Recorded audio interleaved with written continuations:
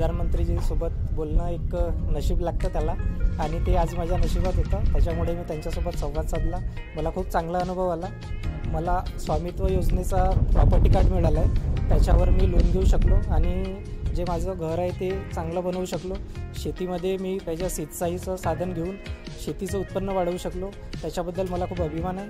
मला शासनाचं खूप मोठं सहकार्य लाभलं. याच्यासाठी आमचे ग्रामसेवक, तलाठी, जिल्हा परिषद आणि आमचे पंचायत समिती अधिकारी, तहसीलचे अधिकारी यांनी खूप मदत केली.